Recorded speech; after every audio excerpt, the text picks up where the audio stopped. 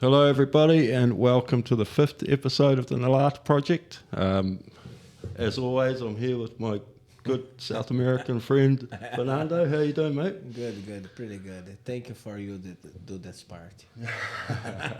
We did have a debate today about who was going to do this part, but it seems like I've got a job here.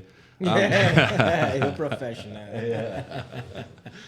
Today's guest is PT and Les Mills trainer. His name is Ethan Morrow, and he's come to tell us a little bit about his job and his upbringing, schooling, work, life. How's it going, mate? Yeah, good. I'm excited and a bit nervous. But, I guess that's kind of how it goes. Good. Good. Yeah. How's today? You been at work? Yeah. So work this morning and then trained Darren. And then just been organising stuff through the timetables and all that for classes. Yeah, cool. It's funny, I spend all day pretty much in front of the microphone with the classes. It's just a completely different environment. But So how many classes are you running a day, mate? a day, it's kind of dialed back now. So it's about two or three a day, Monday through Friday now. It used to be Saturday as well, but it's just too many of them. Yeah. And what are you doing? Because I know down at Les Mills you've got like grit, body pump. What body combat? What things are you running? So I do 4 of them. Yeah. So I do core, grit, pump, and sprint, the cycle one. I've done them for about 8 years now. So it's been a fair dash. Yeah. So I used to do 13 a week. Wow. And then on top of that have my own training and then try and fit in PT clients and stuff as well. So Yeah. So busy. it's busy. Yeah, it's good though. Yeah. And so like talk us through some of the different classes. Like for example, like I do grit. So it's what would you call that? Like a hit. Yeah. 30 minutes. Just So straight into it. Yeah, grit, high intensity interval training. So 30 minutes, kind of get in, get it done, get out. Sprint's the same thing, just same principles, just on a bike. Yeah. And then you've got pump, which is more your kind of hypertrophy toning style of training, where it's all an hour long, target particular muscle groups and different kind of senses, a little bit slower, but more focused on like the drawing heat into the muscle, kind of that weight style of training instead of the HIIT training, heart rate super high. So and then core is kind of just the everything in between. Yeah. Really good training, but Yeah, I haven't done a core class. So you should probably do it. Yeah. I've been looking at them. I thought it looked a bit like one of the yoga classes, or is that something different again? There's a lot more coordination required in core. In our core class than there is, say, grit. But it's such an important fundamental for your training, and especially with jiu-jitsu and stuff. Your core is the groundwork. Right? The foundation for everything, and then Which one is more cardio? sprint would be the cardio one. So these are just the 4 that I teach. There's a whole range of them. But the sprint is more your high intensity interval training just on a bike. So it's less intense on your joints and it's definitely far more targeted towards your heart rate. But you've got grit cardio, which is the same sort of principles as grit strength, just without a bar. So that's the one I do at 5:30 on a Tuesday morning. I've been trying to get them down here. Actually, I've been trying to get you over to Les Mills. Fernando goes to one of your competitors, one of those ones where you got a key into the door. Fight over with all the bloody other orangutans. Fight over the bench press machine. Or line up for it, bro. You can still do that at our one. You can just get dragged along to some of the classes as well. I think that's the cool thing about our gym. Me getting too old. Well, it's not even that. There's no excuse. Because you've got like you're still doing bring a friend along. So that's always that's always there. So for all of our members, you can bring someone along with you twice. You can bring as many people as you want with you. They can come 2 times. How many people you have for a class? Is an individual class or group class? So, in terms of the choreographed classes, so like the Les Mills classes, for example, so they are all group fitness, so you can have as many people as you want to, as many people as you can fit into the room.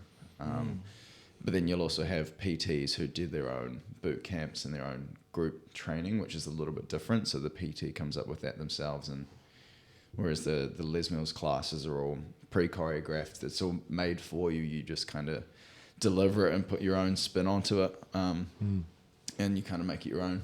Okay. So you can get heaps. The most we've had in one of our classes was 110 people, which is just outrageous. Yeah, that's a pretty big room, eh? But yeah, I imagine it gets. I mean, like your Thursday morning one gets pretty packed. Yeah, you know, there was a shitload of people there last week. Yeah, it's cool. Like with those classes, they're ones that I've taught for ages, and so you kind of build rapport with people, and it ends up being the same people. But like I feel like I've grown those classes to what they are, and it's cool because that's an environment that I've created that people feel safe and they feel good to come to, and they want it. Like 5:30 in the morning, it sucks. 5:30 sucks. It's never a nice time, but you know, people get up and there's a reason that they're coming to do it. Yeah. And I think in particular, like the grit class, it's you're up early, you've got to drag your sorry ass out of bed, but once you're there, it sort of gets going pretty quickly, and it's half an hour, it's full on, but then you're done for the day, you know. It's like it's really good. I personally like to do the gym morning. But now I'm living far away from here. It's a little bit complicated for me, but I like to do the morning before I go to the work because you feel really sets you up for the day, right? Like, I'm definitely a morning person. Early morning riser and then a early morning sleeper, but it sets you up for the day. Like we used to do it at 5:15 in the morning, which is nuts. Yeah, and it was a bit earlier during when you know, when there was social distancing and the whole COVID thing, because they had it all set out. Like all these guys were wearing masks. And, it was brutal. And they had like spots where you had to stand. But that sort of, it was good that you guys got rid of the masks pretty quick. You know, I actually forgot that they were still a thing until they removed it for everyone. Yesterday?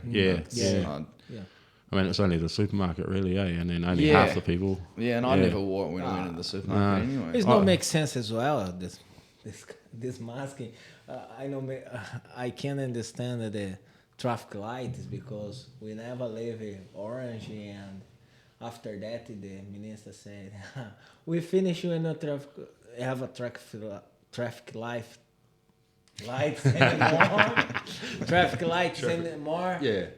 But no going to the green. Never green. No, just straight from orange and go on. We were in it for ages with just nothing. Like you just didn't hear about anything. I don't know if you looked up the stats, but I just stopped. Got to a point where I didn't care anymore, and I haven't cared about it for ages. Yeah, I mean it's crazy. I mean, like I just don't understand. You know, you've got a busy gym. You know, I don't know how many people you get through there in the morning. Sometimes it looks like 300-400. You know, the car park's full. How many? Oh, sometimes 50. Oh, more than that. You get that in one class. Yeah. Like we're a big, like we're a huge, massive gym. We're a huge got gym. Everything, eh? Wow. Yeah. So I think we would have like from 5 a.m. till about 7 p.m. there'd be at least 200 people. At least, and that you could almost get away with about 100 people from 5 till 6, and then more. Yeah, but it can handle it. There's so much, like there's so many different areas. Like there's a big cage out the front where you can sort of, you know, you've got ropes and pull-ups and push the sled. And then there's sort of like targeted weight training room, and then there's all the group fitness classes, and then there's another bit out the back where it's got all the machine like walk machines and. What are they? Cardio and all that sort of stuff. We're quite fortunate, like especially over the COVID level 2 phase, whatever it was. We're a big enough gym to have each room have its own limit for amount of people. Like, I guess with yours here, you'd probably have been kind of capped at how many people you could have come through the door. We were quite lucky in the sense that each individual space could have X amount of people. Instead of the whole gym was only allowed 100.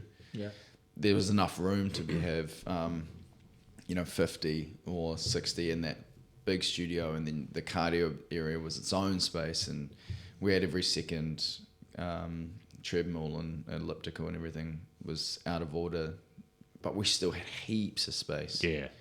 It sort of just carried on, That's what I found. It Yeah, was really good, Even over the actual lockdown, when we were allowed to do outdoor classes, I don't know, you might not have been there at that stage. No, I hadn't joined by then. Yeah, no. so we were able to run outdoor classes in the car park, because obviously there's no one coming. But we chucked a whole lot of the equipment outside, a whole lot of the bikes outside, and we ran classes outdoors, which was awesome. Yeah, because it would have been bloody hard on you guys, especially PTs and contractors and stuff like that whole lockdown. We were lucky. So obviously Les Mills is such a big company that I feel very fortunate in the sense that we were quite looked after. So over that time, we didn't have to pay rent for being a PT, which we pay every week as a rent to be able to use the space and use the equipment and train people in the gym. Over lockdown, because we didn't have that facility, Les Mills took care of us in that sense. Oh, that's good, yeah. Other gyms, smaller gyms, probably didn't have that facility to be able to say, hey, and it would have been a lifeline for some gyms for PTs to still be paying, but are you working for this company, but you need to pay for the company for do your class, correct? So as a PT and as an instructor, I'm contracted. So my business is my business, and then I pay for PT. I pay a rent to be able to train my clients and use the facility for that. Other gyms have it as like a percentage of every client. They give 10% of whatever that rate is. So they might pay $50 for the hour, and then they take 10% and go straight to the business. Other ones like Les Mills will do a rent. You'll pay this amount a week. Once that's paid off, anything outside of this, your own money.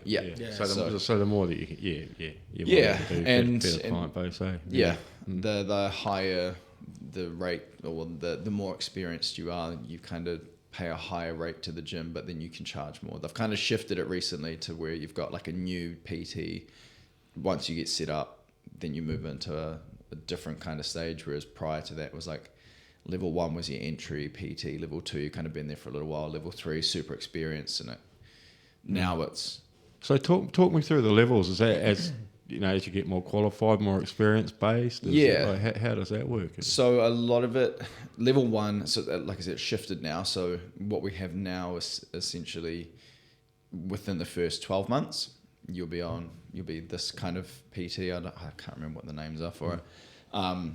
And then after that, or once you've kind of 6 months, 12 months, then you shift into like a Les Mills personal trainer, where everybody pays the same amount, and then it's based on experience. The thing is, with it being contracted, it's up to you to do your outsourcing, to do your education, your upskilling, and that gives you a facility to go and kind of really target where you want to take things, whether you want to be like an Olympic lifting trainer, or you want to do strength and conditioning, or yoga, Pilates. You can kind of tailor that, and then you'd build your client base around that niche market. Whereas at the start, you kind of take anyone and everyone. Anyone is willing to give you money. You go, cool, bam, I'll job, right? But as you get more experience, and as you kind of spend time in it, you go, okay, this is kind of more the direction that I want to go in, and you hope by that stage you've got a base to be able to say, look, you're not really my target market, so I can say you go more this way, and so you can get more specialised sports people and stuff like that. Hey, just to go back a little bit, are you from Hamilton originally? So grew up in Na-Lata. I'm born in Hamilton. My family, we've kind of been all over the Waikato, so grew up in Na-Lata, and then shifted to Hamilton after I kind of was old enough to get my license and get the hell out of there. So you did all your schooling in Na-Lata? So like, it's funny how it makes me feel like I've grown up heaps, but like I hated it when I was young, because it's just a small town. There's nothing to do. You can't go anywhere unless your parents are going away, and unless you've got your license, you're stuck. Stuck there, yeah. And I yeah. hated it. Yeah. I honestly did. I just, but looking back at it now, I can go, you know what, it was a good space for us, for mum and dad to settle, for us to grow up in. Yeah. It was a safe community. Yeah. No trouble at all. Like, I can see it now, but at the time I'm like, I hate this place. Yeah. Always do when you grow up, though, eh?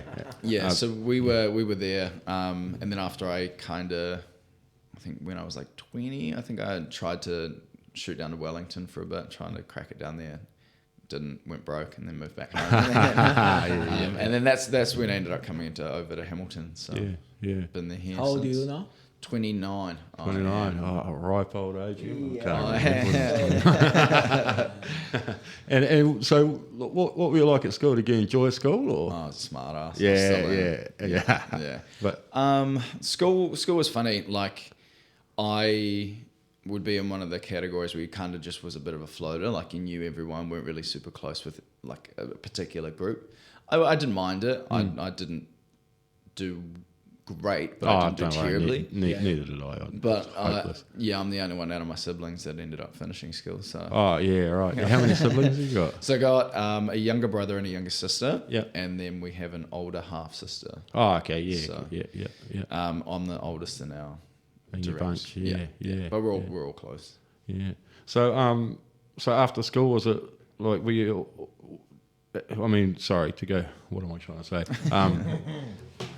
Tell us your journey. Tell it. Yeah. So, was it always sort of sports based at school? Absolutely not. Nah, not at all. No, not even close. Really? I'd never stepped foot into a gym until I was about 20, 21 when I moved to Hamilton. Right. Couldn't care less. I'd never cared about it.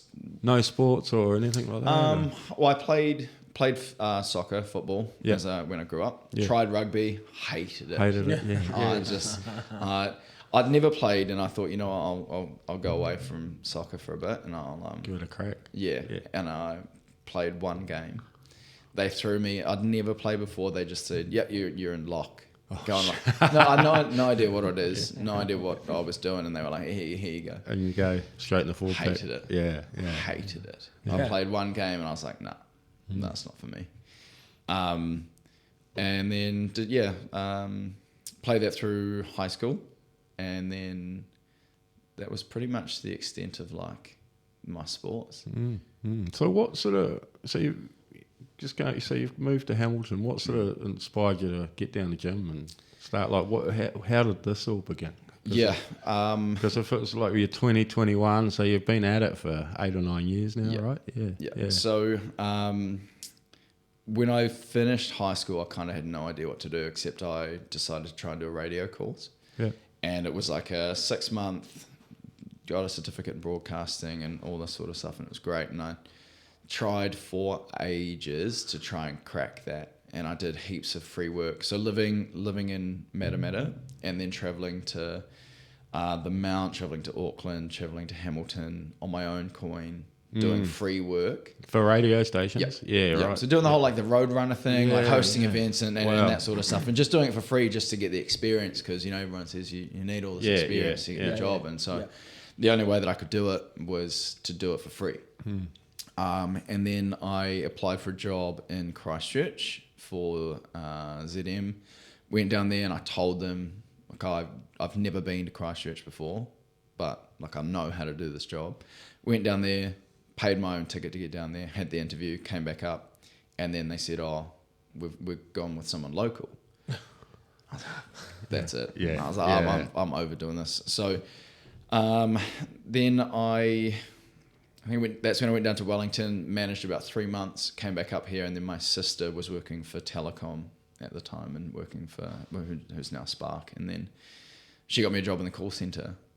And the first week that I went and worked in that call centre, I went and signed up to the gym. Yeah. Because I walked in there and it was always someone's birthday, and there was always a shared lunch, and there was always sausages and pies and cakes, and that's just that call centre kind of you know, Yeah, that yeah. office mentality. Yeah, It's like we get it all the time. You know, there's Yep. always people bringing in donuts and Yep. all sorts of stuff. It's like really easy to get fat. And I'm a sucker for it. I love it. I love sugar. But Yeah. that was when I signed up to the gym, because I was like, I can't do it. Yeah. I can't sit at this computer all day.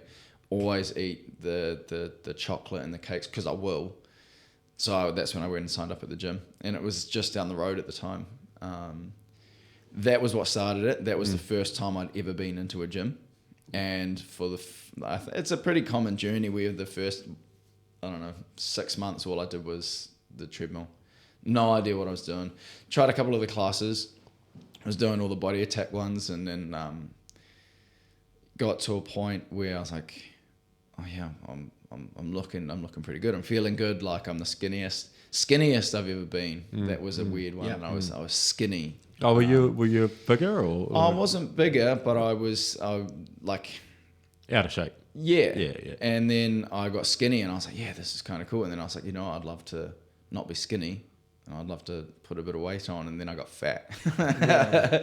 Because I didn't know what I was doing. And I was eating outrageous amounts of food just to try and get bigger, and I did it way too fast. But because there's definitely a science behind it, eh? Oh, absolutely. But I was eating like whole chickens at a time.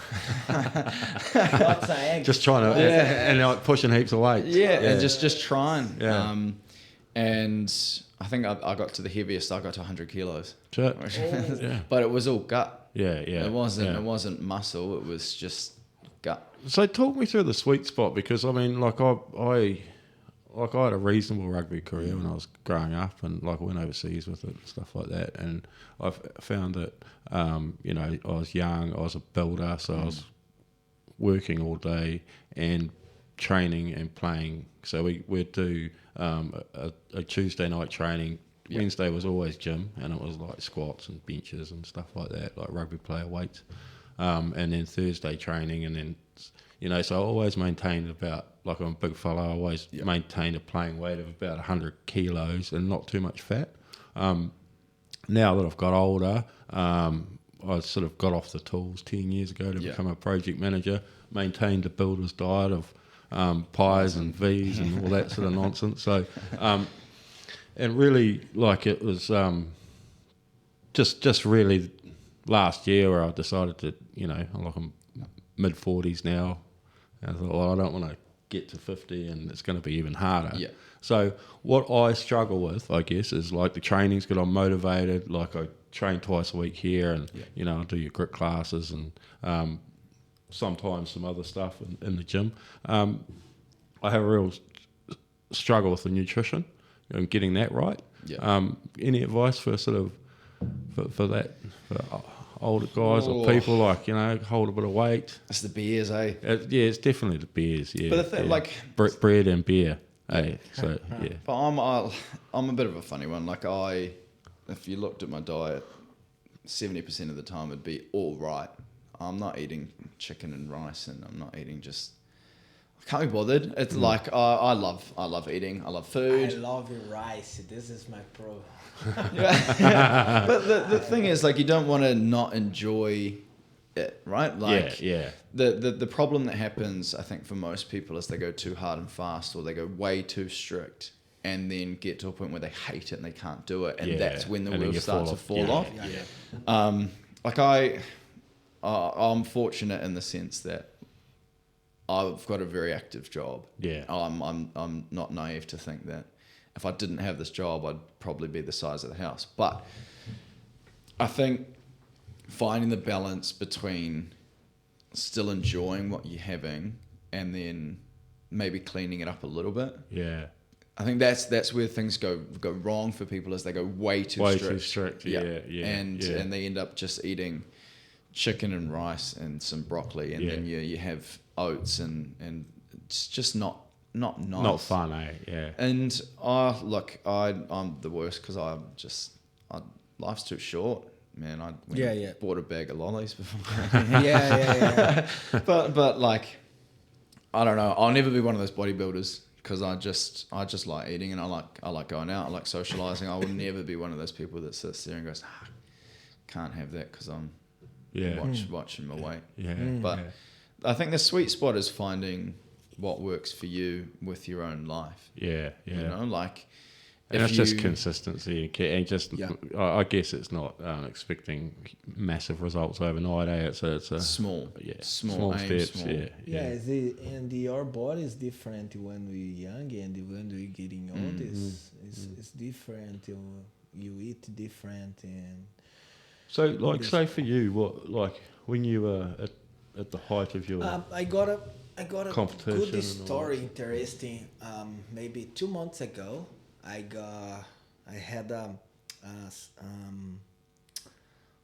sciatica? no, the cervical nerve sciatic. Sciatica Sciatic. nerve, yeah. Really bad problem in my back, and I found acupuncture, the needles. Acupuncture. Acupuncture. I try acupuncture. After 6 sections, she did some things wrong in my back, and I prefer not do anymore. I hate it. Yeah, and I found YouTube. Yep. And I found one personal trainer in Brazil, and he's a physiotherapist as well. Physiotherapist? Yeah. And he showed me 3. I started to see his videos, and 3 different positions for help, and eat some different foods. And he said, "Oh, you need to stop. Sometimes you need to drink more water, because your body not have much water your body need, and stop to eat some things, lots of oil, soja oil." And I have a lot of sore, and every day when I go to Cambridge to get chips and some chicken, lots of oil, I said, damn, I'm stop. Man, after I stop maybe 1 week, feeling better. Really different. Yeah. Drink a lot of water and do some exercise with control the he said we need to breathe in your stomach like inside, and you still breathe and help your back. Man, I started that. I feel really bad. And he said, mostly your problem is your body not a big problem. It's just all coming from the foods. Yeah. Sometimes eat properly, and that's your problem. Yeah. I mean, I know I get it, and it's really hard because I do love bread and stuff like that, and carbs and Me all too. that, and beer. But if I really sort of try and focus on not having like just low carb, I find that like body inflammation goes way down real quick. It's quite amazing. I lost 10 kg after I stopped beer. The thing with that is like it's, I mean, depending on the way that you're drinking it, is if you're drinking on a Saturday night, it's not so much just the beer; it's the day after, and then the takeaways, and then it's all the it's pile-ons, aftermath. Yeah. But sucker for it. Yeah, I think when we wanna, for me, for example, I got some competition, I'm looking for now going to Australia next month for international competition, jiu-jitsu. When I need it down in my kg, I focus what I need to do, and if I need to stop to eat bread, rice, I stop. I'm really straight.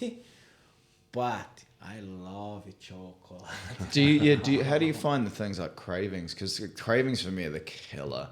And as soon as I get that thought in there, go get a bag of loaves. Go get a block of chocolate. Yeah. And then it's boom, the whole thing's gone. Do you know? Sometimes I'm at home alone. I grab it. 2 pieces of chocolate and eat it.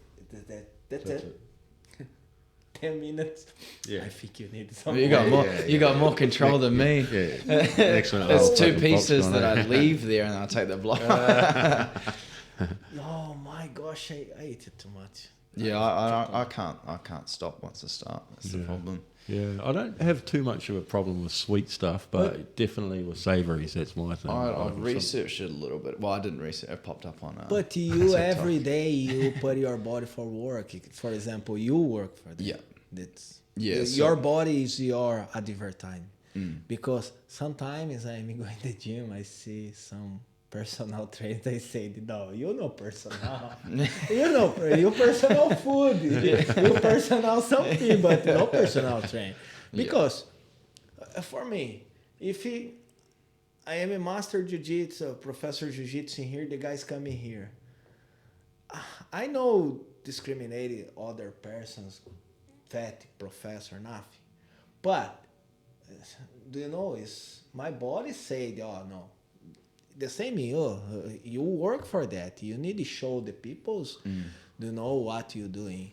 Yeah, that's always been a bit of a funny one, is it's the difference in personal trainers, and you see someone who might be a little bit bigger as a trainer.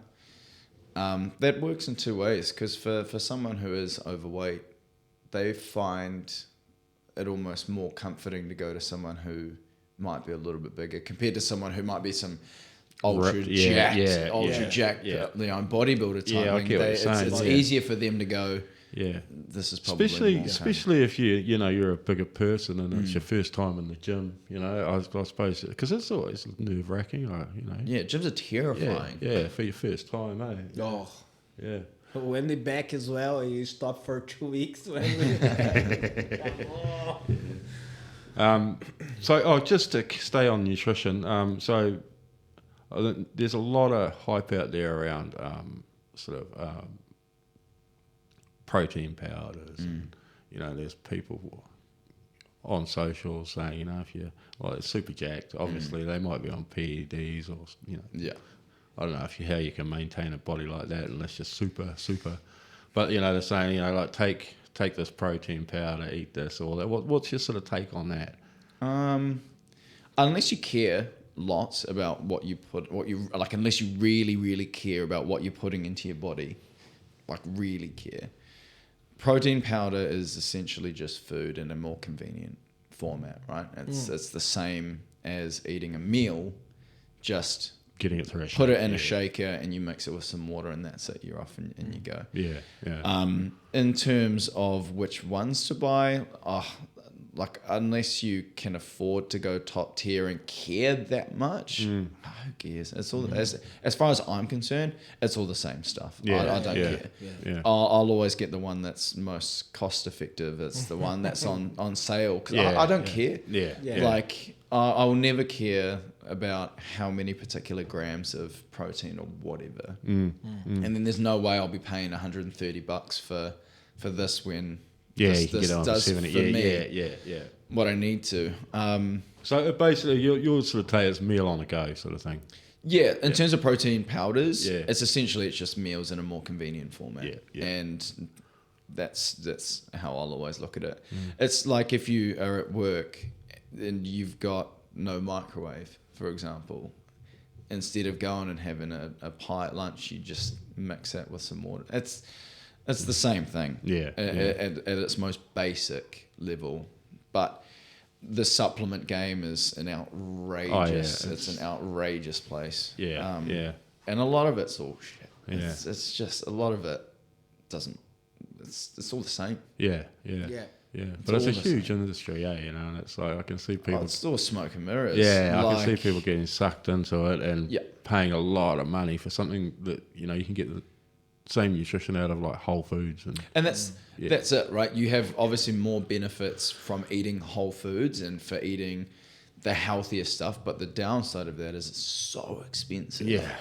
Whereas you can buy a bag of protein powder and it's $90 and you've got 60 servings or whatever. I see what you mean. If you can afford it and if it works for you, go for it. If you can't, don't.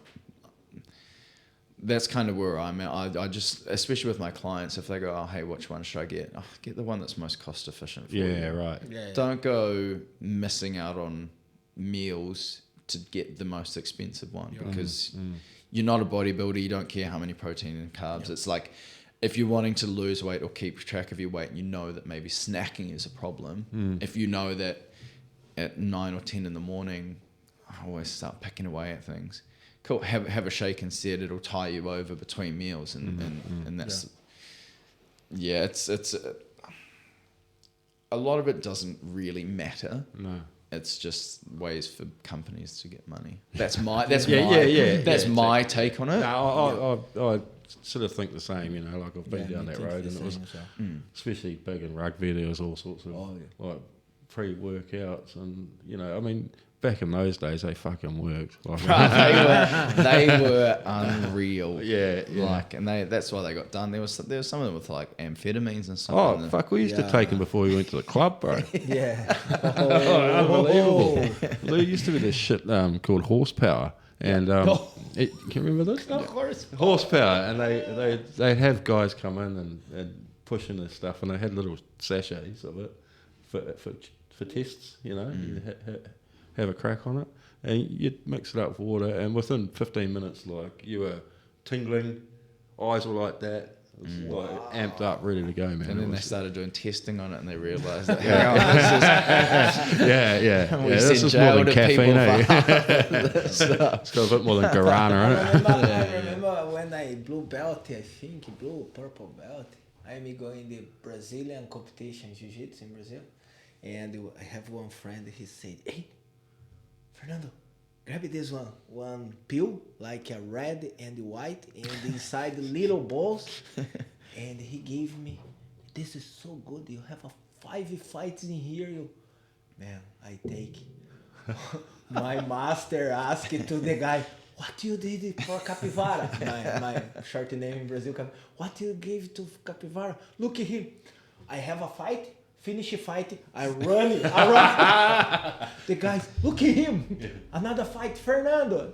Go fight, go. Run. I am champion this competition, but I am so like that. And after finish 5 fights, I grab one pot like that, like pasta, macarrón. Wow, so good thing. And the heart. But the thing with nutrition and in terms of meals and stuff, like, you've just got to go with the one that works best for you and your life. Like, for you, if you're on the road all the time, meal prepping stuff that requires a microwave is no use. Principle for the people's old.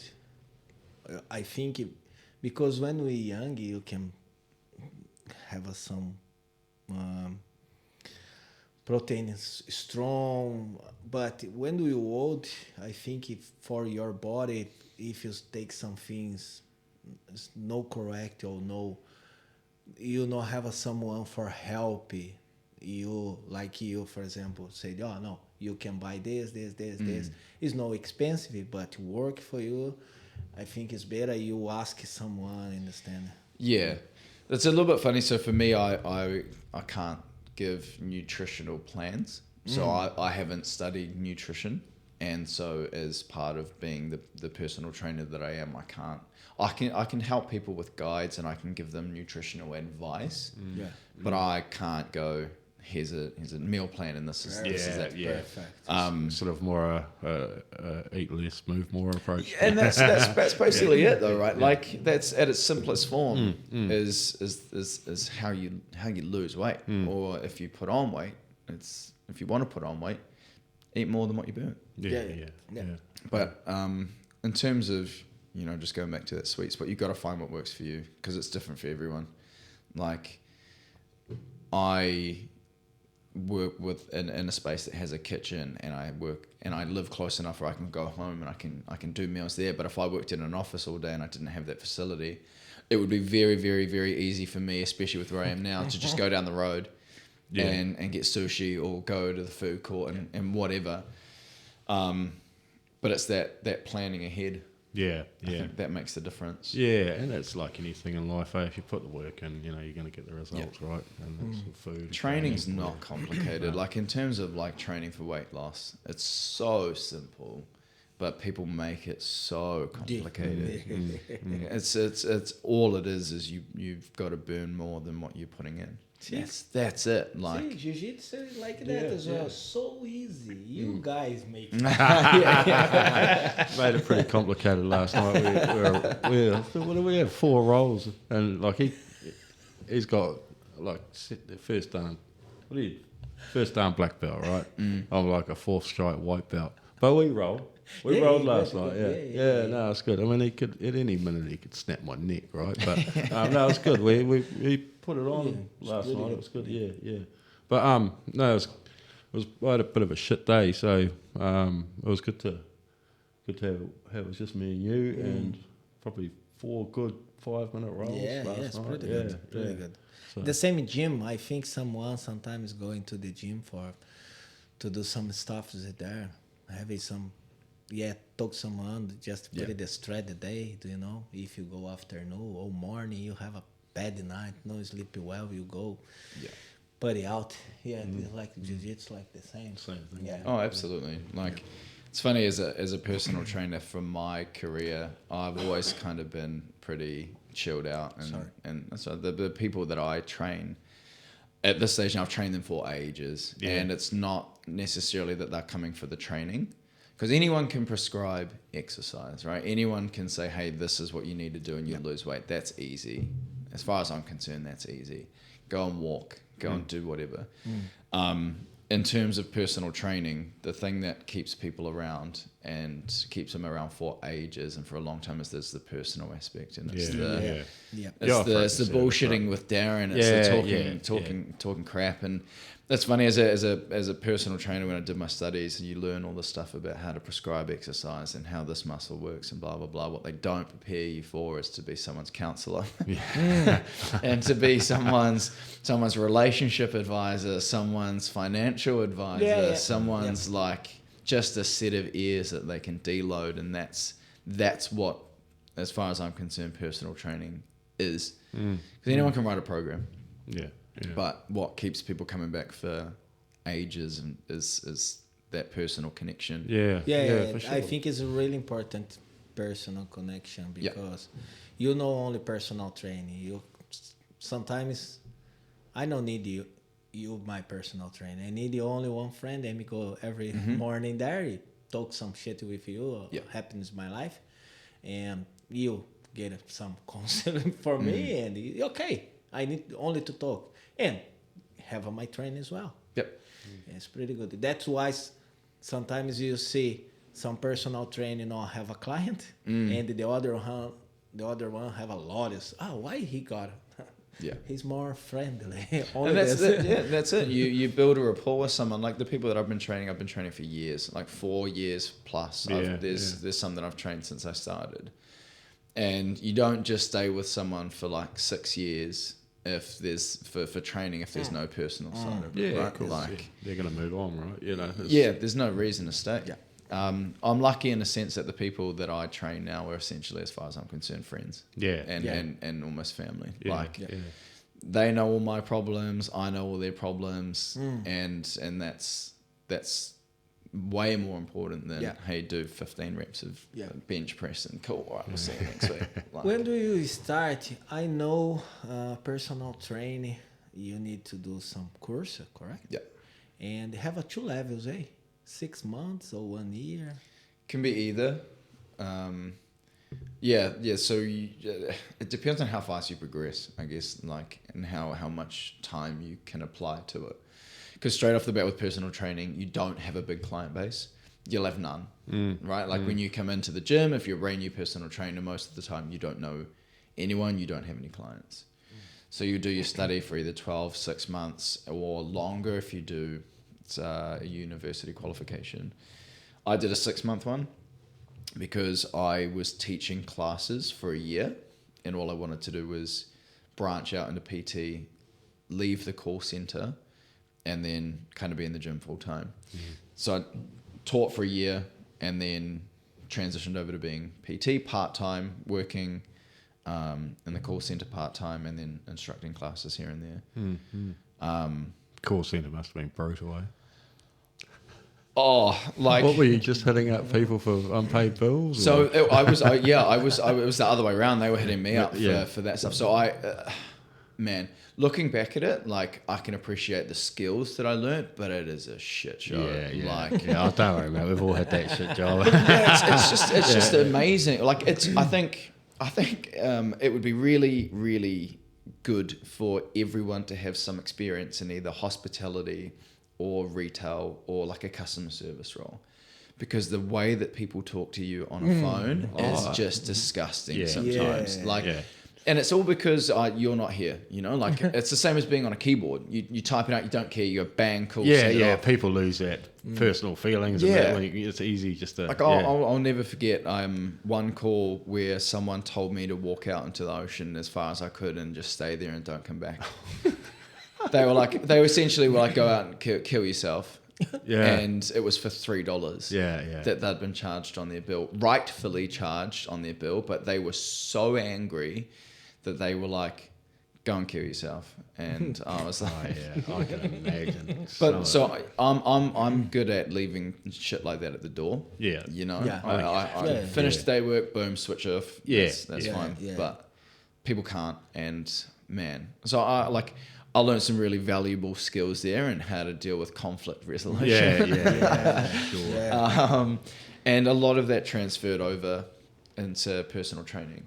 The ability to build rapport with someone straight off the bat with very little context. Yeah, because I ask you about that because last year I have a look for me to do this course as well, personal training, because I got my classes in here and I want to know a little bit more about the body, everything. Yeah. And that's why I ask you, because someone said to me, have 2 levels. If you needed to do some exterior classes or to do some different classes, you need to study a little bit more. Yeah, that's why I'm asking. I guess it depends how far you want to take it. Like, if you want to learn just about the body and the mechanics and stuff, you could probably just learn it online. You know, like, I guess unless you wanted a certificate and you wanted it to be official and be like, look, I've done the training and that sort of stuff. But for me, and being a personal trainer, I have to have that qualification to say that I've got the green light to instruct or to prescribe exercise and know that injury prevention and that there are much longer and more in detail courses than the one that I did. The one that I did was 6 months of read a book, pass the test, and that's it. You're good to go. Have I used 90% of it? No. Because it's one of those jobs that you learn on the go, right? Yeah, very much so. I mean, the same for me as a builder. Like, there's some good stuff about going to trade school, but there's like most of it we learnt on the job. You know? So we drive license. Exactly. Drive license is the same. So you mentioned injury there. You know, like, what you have much experience doing injury prevention or bringing people back from injury, or any advice for? Because I know it can be the end of some people's gym time. They get one injury and, you know, it takes a couple of weeks to recover and you never see them again. What would be your advice for getting back? Ooh. Don't delay getting it fixed. You know, if you feel something, go and see someone about it straight away. Don't go, be all right, I'll be all right. I'll give it a week or two and rest. Because if it's something that is big, and the longer you let it go, and the more you go, she'll be right. You come back and change, you just make it worse. But it's really interesting because sometimes you have some things happening with you, or some back. You found some experienced professional. And you go to do the acupuncture. What? The acupuncture. Acupuncture. And 6 section. And after 6 section, I asked to her, hey, I don't feel better. I feel bad. Really bad. the first time I come in here, something's happening. No, I am a professional. I have a lot of clients coming here, la la la la la la la la la. The same day, she put lots of needles in the top in here, and the big ones in the back. And putting my t-shirt over. Yeah. And leave it 20 minutes. She usually, after 20 minutes, she back, take care of the needles and start massage. Yeah. But she take it off the needles in here, forget in here, and push the needles in my back. What do you think, professional? What do you think this professional? Have you ever had dry needling? Nah, never tried. It's Never like- had it's acupuncture. like- When she did that, I said, wow, what the hell are you doing? What's happening? I said, you forget the needle. Oh, sorry, you professional. Yeah. Come on. Dry needling is like acupuncture's older horrible brother. Oh, is it? Oh, right. Yeah. So acupuncture, they bang the needle in and they kind of just leave it, and they might twist it a little bit so that it sits there and it sits in the muscle. Dry needling, they'll bang it in and then they'll go. They'll just dig around in the muscle to make it just go like this. Horrible. Yeah. Horrible. I had it on my lower back once and I almost threw up. Yeah. It's gross. I hate acupuncture. Never more do in my life. Never more. I was lucky enough to meet a guy back. This is way back in the day, and I was having a lot of sciatic problems, and I was doing a bit of long distance running in the off season, and I had real problem. Like I finished the run, and just the pain in my knee was unbearable, and so I got something wrong. And my friend at the time, he sent me to this guy, and it was just at his house, and he would basically clear off his kitchen table, and he's like, "No, that's not your knee. That's in your back." And he was, I think they call him a colour man. He worked with racehorses, rugby players, everything. Not really classically trained in anything, just had the knack. You could walk into him, like limp into him with a worse sciatica. You know what that's like. It's really debilitating. You can't walk. And half an hour, he'd like massage you, do all the stuff, do all the pressure points through your back, and you'd skip out of there. It was amazing. And he could do in half an hour what you would go to. And I'm not saying that physiotherapy is bad and any other things like that are bad. They definitely have their place, and I imagine there's some really good ones. But I always thought, why can this guy do it in half an hour, where it takes 6 weeks and I don't know how many hundreds of dollars to get fixed. That's I said. When do you try to found? You need to try found and ask some friends. Yeah, really yeah. good. It's almost like trying to find a good barber. You find one and then you don't leave. Yeah, exactly. That's yeah, you. Yeah, I had a good one, and then he sold the business, and it's a problem, right? It's a problem, especially when you've got a lot of trust. Yeah. There's a lot of trust when it goes into that. Yeah. So you've taken on a bit more of a role at Les Mills. Yeah, you want to tell us a bit about that? So I've just stepped into the group fitness manager role. So essentially what I'll do now is oversee all of the classes and the timetable and the development and the growth and recruitment of our instructors.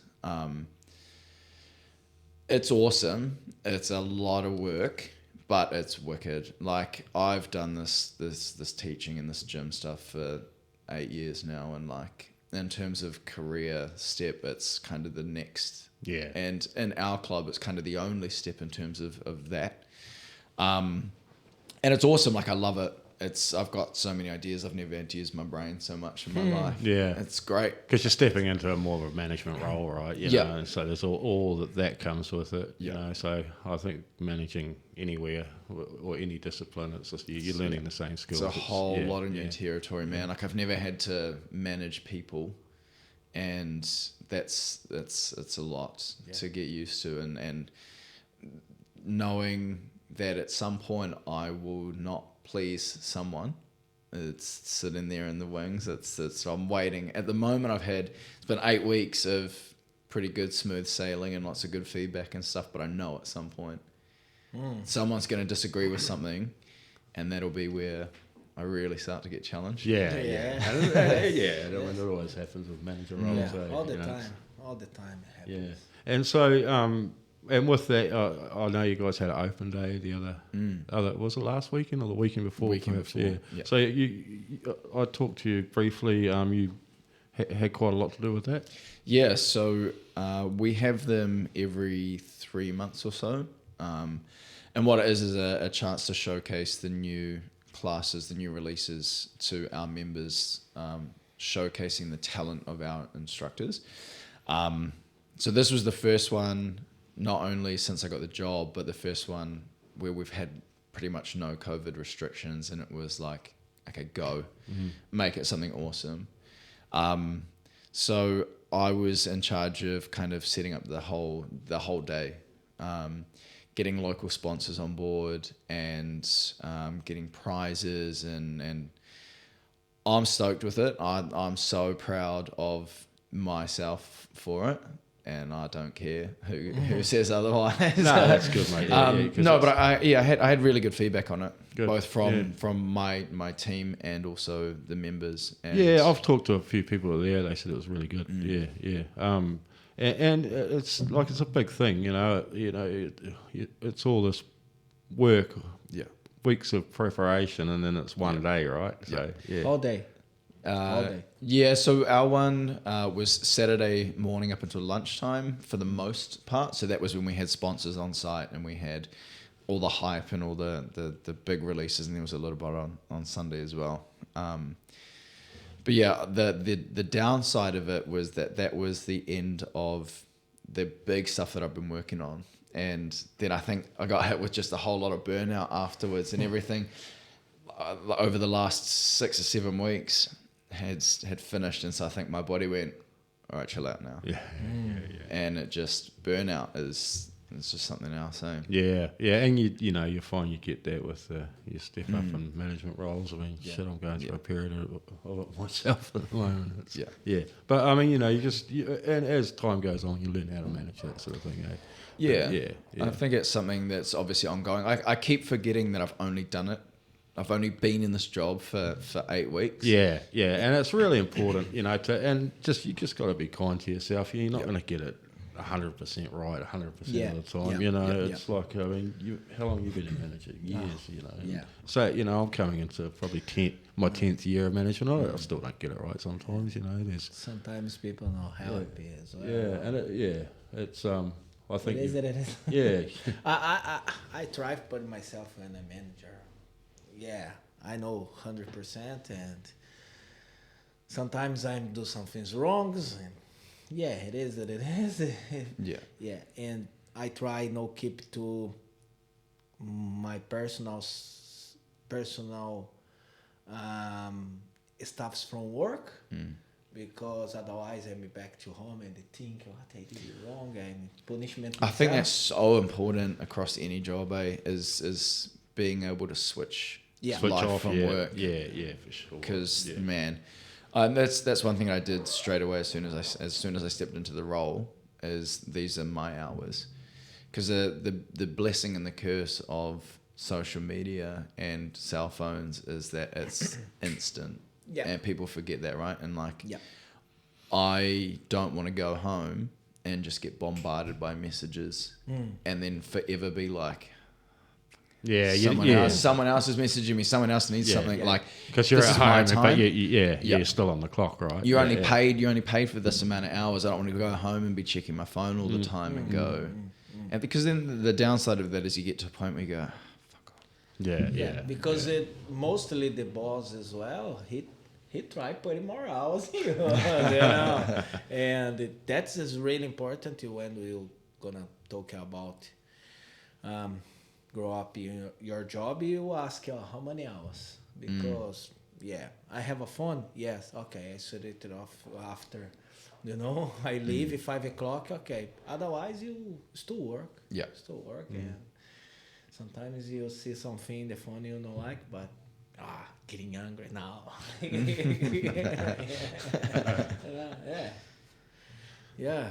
So, while we're talking about that, outside of work, hobbies, entertainment? What's your jam, mate? Not a lot. Go rest up. Yeah, well, look, I was toying over finding a hobby for ages, and this is really funny because I used to hate golf.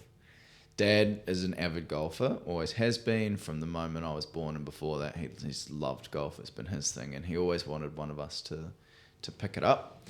And I did, and we all did until we got old enough to realize that it was outrageously boring. And for me, that was when I was 12, and that was it, done. I had enough of it. Swore I'd never play it again. And literally just this year, a few months ago, my flatmates started playing, and I thought, whatever, I'll give it a go. But for me, it's a good thing where it's not super physical. My problem is that I get too bored and on the weekends, and then I'll go into the gym, and then all of a sudden I'm training 6 or 7 days. I'm in the gym, I'm in my workplace 6 or 7 days. Yeah. And I don't have that break. So what it is a good opportunity for me to exert a whole lot of energy while also not being super physical. The only downside is it can be infuriating. But yeah, so that's at the moment, like that's kind of my hobby. I don't do too much else purely because my work physical activity is quite intense. Yeah. Oh, if you're running 4 bloody classes a day, mate. Yeah. I do one and I'm knackered for the rest of the day. Well, that's it. Like I used to do 13, and it would be like at least 2 or 3 a day. Yeah. And then I'd be trying to fit my own workouts in that's between that. intense, bro. Yeah, and then yeah. get How to the many hours do weekends. you sleep per day? I'm a shocking sleeper. It's been something I've been looking into for a while. I wake up 5 or 6 times a night. Good. Yeah. So I'll go to bed at 10, try to keep it all the same, go to bed at 10, and then I'll wake up at either 4:30 if I've got class or 5. But I'll wake up 5, 6 times a night, and that's for ages. It's plagued me. Really? Yeah. For as long as I can remember. Like right through, as a child. Yeah. And everything. Wow. Yeah. So that's actually stemmed into me finding out earlier on this year that I've got ADHD, which is quite funny how everything kind of links into each other now. Because my son got ADHD. I only found out, and so it's kind of been a really big experience and exploring kind of what that is and how that works and how it affects me and all that sort of stuff. And yeah, sleeping has always been something that I've struggled with, but I just kind of suck it up, get up and just do it. go. Yeah. Do you take a lot of caffeine or anything like that? Or Nah. So like I Chocolate. yeah, sugar. Yeah, sugar. Yeah, it's always been really frustrating, and the more effort I put into figuring out why, the more frustrating it is because nothing works. Yeah. And there's no reason why I shouldn't be able to get a solid night's sleep. Is it sort of the anxiety of knowing that, oh shit, I'm going to wake up at I don't know what it is, because I don't feel like I'm an anxious person. I think it's just my body just keeps waking up throughout the night, and that's why they kind of looked at the hyperactive side of things. But like I on a daily basis will clock up about 20,000 steps. I'll be burning about 5,000 plus calories a day just through work. Like I get home and I'm exhausted, and I go to bed, and I don't have a problem with getting to sleep. It's staying asleep, and they've prescribed me a whole lot of like sleeping pills and like all this sort of stuff. But It that's just doesn't work. Yeah. Man, it's horrible. Like they've given me sedatives and stuff, and I take it, and because I wake up at such an early time during the week, I wake up and the effects are still in there, and you got that, and you feel like taste in your you mouth. just belong in a straitjacket. There was one when I was obviously quite clearly still in my system, and I had to come in and teach grit one morning, and I got up and I had to hold myself up in the shower, because I just couldn't stand. I was lightheaded, I was dizzy, and then I had to come into work, and then I was walking down the hallway to the class, and someone goes, "Oh, good morning," and I couldn't get the words from my brain to come out of my mouth, and I was like, "What the fuck is this? Like this is horrible." Yeah. I would much rather suffer from not getting a good night's sleep than this. And coming up, and at least being alert in the morning. Yeah, I know. I didn't have that problem as a as a child or young adult? For sleep. No, I can sleep, man. They 12 hours. Yeah. He's But now since I've become my 40s, man, it's like every night at 3 o'clock. Yeah. And I'll wake up and I'll fall back asleep. But, you know, the alarm goes off at 4:30, so I'll fall asleep and I'll get into a deep sleep for an hour. And then, you know, then the alarm goes off and it's, so it's nothing like it. But I kind of understand it's a problem. Yeah, I've done, and the where it's frustrating is like I've tried all the stuff over the counter. I've tried all the sleepy teas. I've tried all the stuff, magnesium and the melatonin. And where it's frustrating is the more effort I put into it, the less reasons I'm finding as to why it should work, and it's still just not. Yeah. Nothing's working. So I'm at a point now where I'm like, you know what, whatever, it's fine. I've done like a sleep study. I've checked how many times I wake up, and I've tried to set the same bedtime. I don't have caffeine after 3 p.m. I don't use my phone before I go to bed. It's like I try all of this stuff. My son got a ADHD, and we try take it off his phone before going to bed because it's terrible for him. And the first time when we know about that, the doctor gave some pills for him, but make he sad, make he really different. Sometimes he shake, and change the pills again. And now maybe 3 or 4 times change the pill. Now he's okay, but he's sleeping really good. Really jealous. Good. But we leave him weekends for not have a pills because he need his personality as well, because definitely the pills change a little bit personality. Yeah. Give him more. And we prefer give the pills only before he go to the school. Yeah. And the short term for the work in the school for concentrate, and after that leave him. Yeah. But he's sleeping well. Yeah, I don't know. Yeah. For me, I think I try work my breath. That's I say to the guys in here. I mostly every night, 2 times, 3 times a week, I like yoga in my bed, but for 10 minutes, nose, mouth, for and it helped me a lot as well, because sometimes I get up on the night maybe 3 times, and I think I saw in YouTube as well. You much more you concentrate, do your breathing properly. It's better for you. There's so many benefits to breath work. It's nuts. I read a book that had a whole lot of different techniques for breathing and for different things. If you're anxious or you're stressed, and then certain breathing techniques, and then to try and get to sleep is other breathing techniques, and that was really interesting. I tried that, which is essentially, it's quite funny. It's like you breathe 4 breaths. You just think about breathing 4 breaths through one nostril, 4 breaths through the other nostril, and then 4 breaths through both, and you just keep doing that.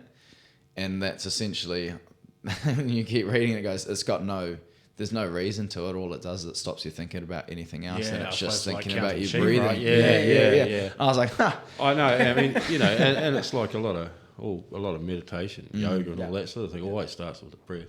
Yeah. And he's really good at making us run around the mats, do 10 burpees, 10 Supermans, and roly-polies, and and then backwards flips, and then shrimping, and then press up, sit ups, and then it's like, control your breathing. And you're like, I know it's difficult, but much more you control your breath is better for you. Especially when you're rolling. You know? Yeah. That's I said to you yesterday about that. Yeah. You put it on me a bit. Yeah, I'm getting more comfortable being uncomfortable, mate. Yeah, it's crazy the amount that the breathing helps. Like the cortisol levels and the stress levels just from slowing your breathing down and being conscious of your breathing. It's nuts. Yeah. Like the chemical response that it has in your brain to lower all those sorts of things, your anxiety and your stress and your your worry, simply by breathing. Yeah, and you know, it's just there's simple things during the day. You know, if there's something gets stressful, or you know, you're dealing with a unruly customer or colleague or anything like that. It's, you know, it can be done on the fly. Just a quick breath in. Yep. You know, 3 times, a little walk around. Because they reckon it's like it's almost, I hate the word, it's like a pandemic.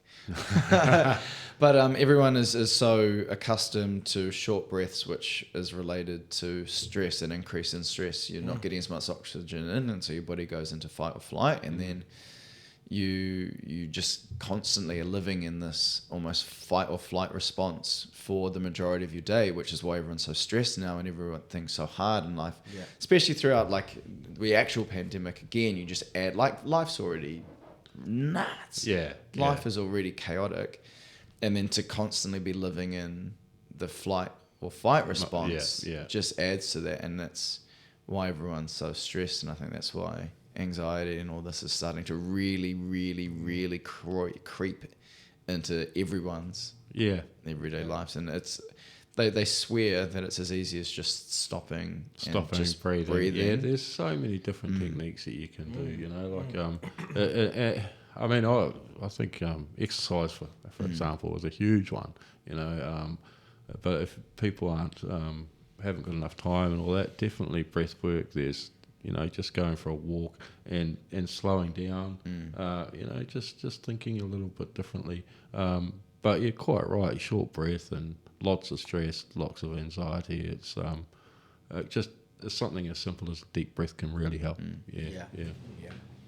I like control my breath. Yeah. I mean, what we were talking, we've got a young student. Mateus. No, Mateus? Who's Lucas? No, the girl. Smell the cake, blow out the candles. Bella, yeah.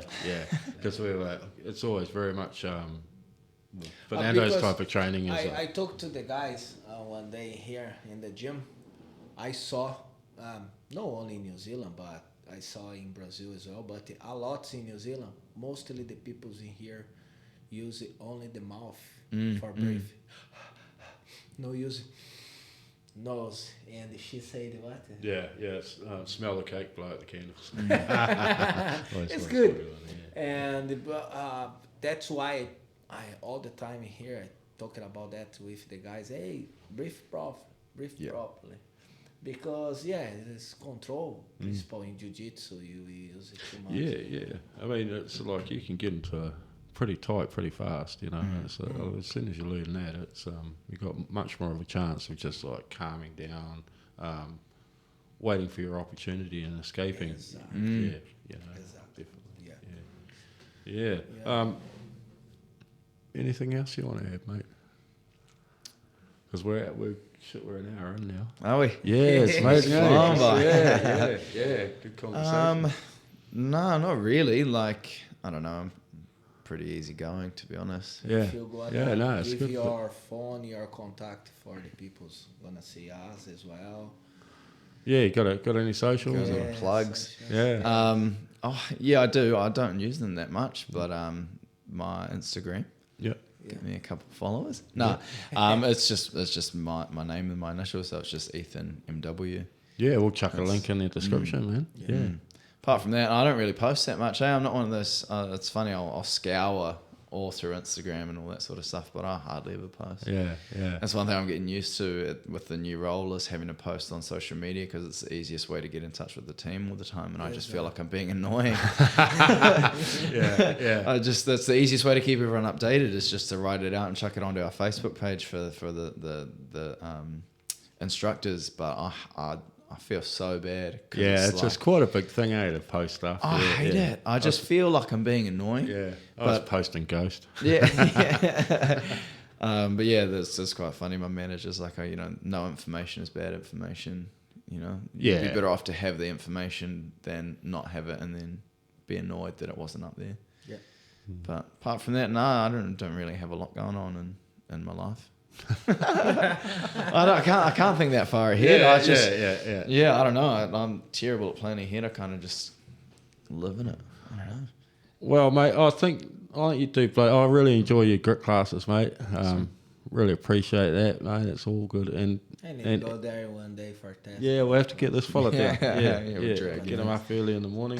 I think you'll like it, man. I think you'll like it. I think you'll like the whole gym. If I live in Hamilton, definitely. Yeah. I'm go. But now in the moment I live close to a regular. Yes, I need to get up. Yeah, you have to get up at 3. Oh yeah, that's right. There's certain hours that just not acceptable. Yeah. But in the future, if you're living here, it's, I think you should come. Yeah, definitely. Yeah, Or maybe just come down for a free day. You know, more sociable hours. Yeah, have a look. yeah, come and have a look. It's a good gym, man. No, well, thanks, Ethan. That's awesome, mate. Thanks so much, Ethan. Yeah, Thanks really for appreciate having it. Yeah, I'll have to do it again sometime. Yeah, Cool, definitely. mate. Cheers, Sweet. Cheers. All right, we're out. Goodbye, everybody.